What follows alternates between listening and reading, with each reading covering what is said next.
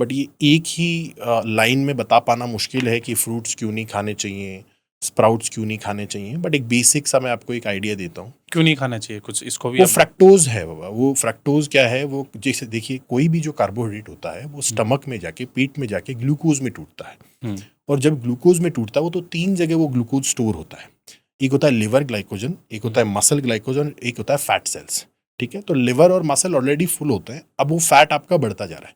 साथ ही साथ इसका नुकसान क्या है कि जितनी बार आपने सुबह बिस्किट खाए, वो गेहूं या मैदे की थी, फिर आपने पोहे खाए जनरली जो घरों में खाते हैं, फिर आपने रोटी खाई, पराठा खाया, शाम को चाय पी ली, रात को फिर से कुछ रोटी सब्जी खा ली, तो सारे दिन आप कार्बोहाइड्रेट खाते जा रहे हैं। कुछ दिन में जूस पी लिया या क्या होता है फ्रूट्स खा लिए, ठीक है, तो आप सारे दिन कार्बोहाइड्रेट खिला रहे बॉडी को।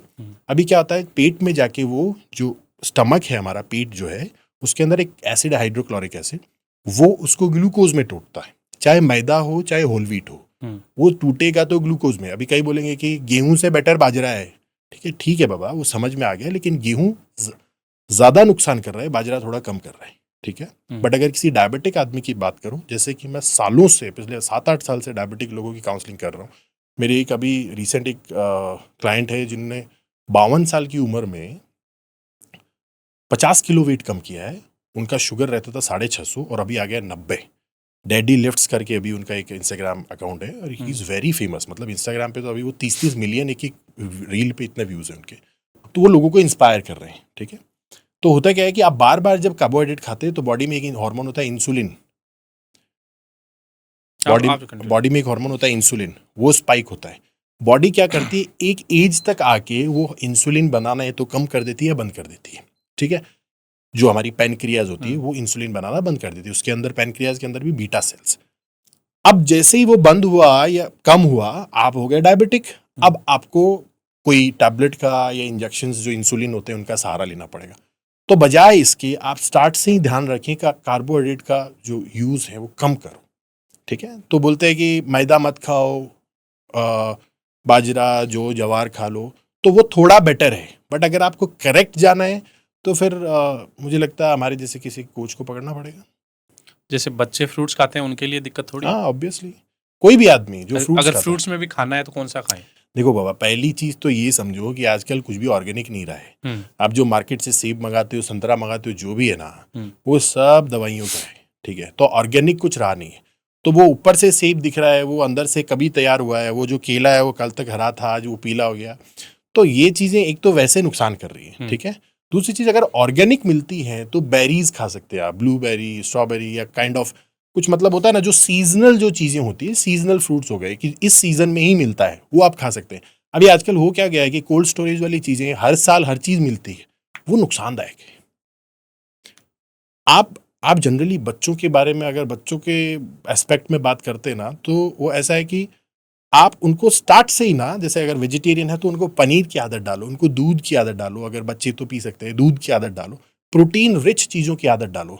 ये फफूंद जो चीज़ें हैं ना, ये तू एक फ्रूट खा ले, ये तू मौसमी का जूस पी ले, तर कुछ भी नहीं होने वाला। मेरे पास ना 8 साल से लेके 64 साल तक के लोग हैं।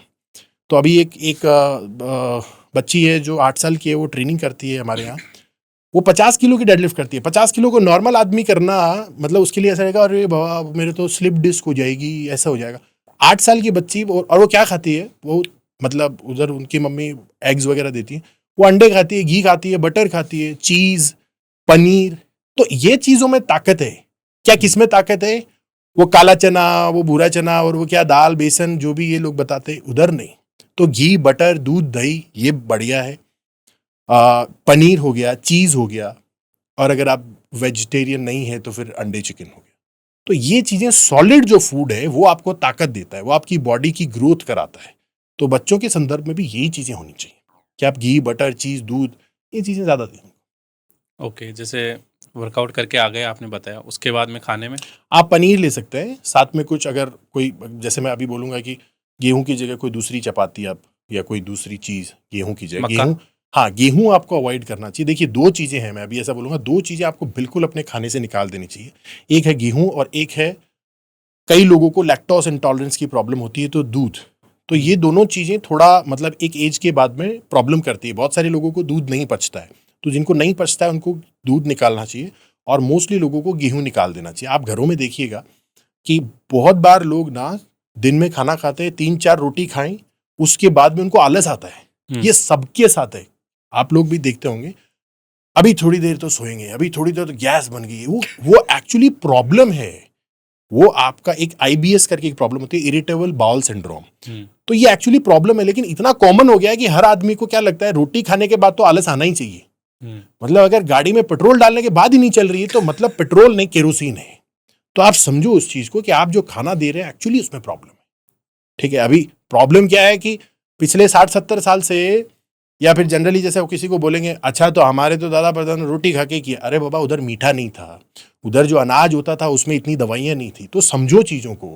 ठीक है, आजकल चीजें बड़ी मुश्किल है, जेन्युइन और जो बोलते हैं ना, मतलब बिल्कुल शुद्ध बोलते हैं उसको, वो लाना बड़ी मुश्किल है।